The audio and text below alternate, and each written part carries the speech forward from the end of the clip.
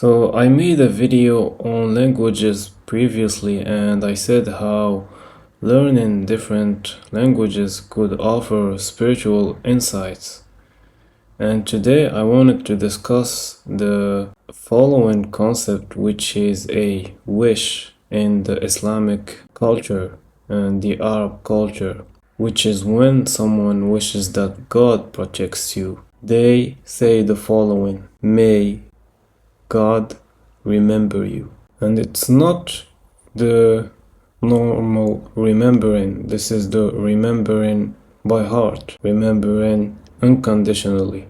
Because in Arabic, the term remembering and projecting are pronounced the same. First of all, this term means God, and this one here means to remember and to project. I guess if we come back to the origin of the word, we will find that this term meant to remember before it meant to protect, because maybe I'm wrong in my reasoning or my logic, but in order for something to be protected, it needs to be remembered. So the concept of remembering must have been present in language before the concept of protection. But yeah, why would the fact that an entity, which is God, remembering you basically protect you? That's the purpose of this video, which is spiritual, esoteric, whatever you want to call it. In the book The Kybalion, the author speaks about this thing which is the all, and what I understand from it is God, and he speaks about it as having some adjectives. These adjectives are also present in the Islamic religion, the God adjectives. In a sense, for you to be unharmed and for you to continue existing, if I think, then I exist. It's a quite famous quote.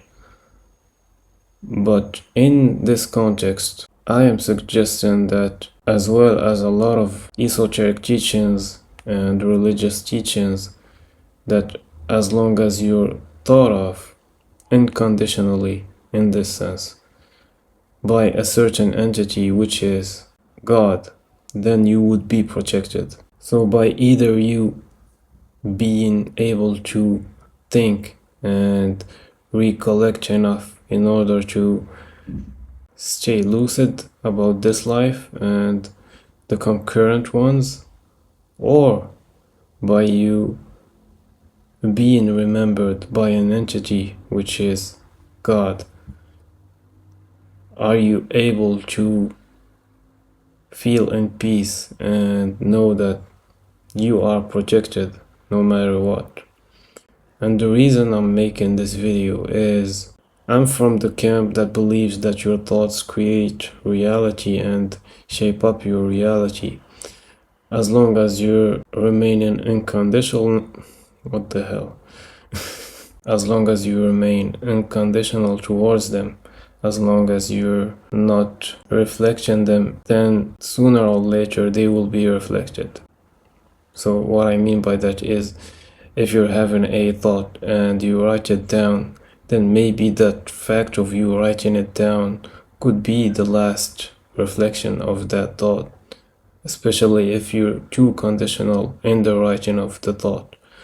But if you remain unconditional even after writing down the thought, then it could still happen, right?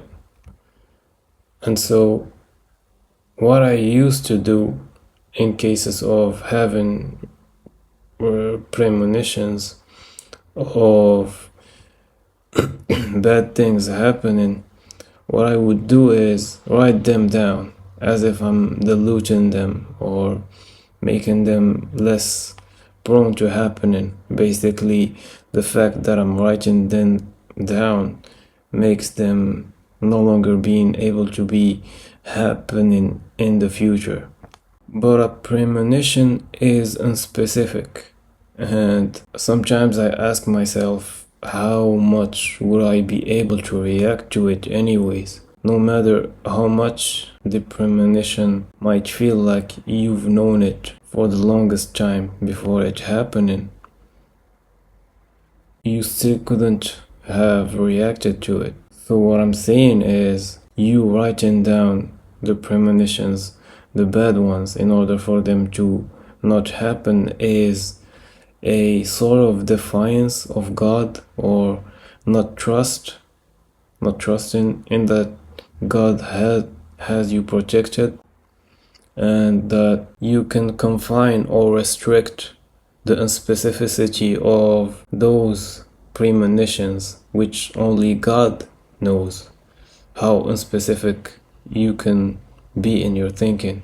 And that's also something to do with the right and the left hemispheres. If you're curious about this stuff, you might dive into that and you will learn a lot about what I'm talking about right now.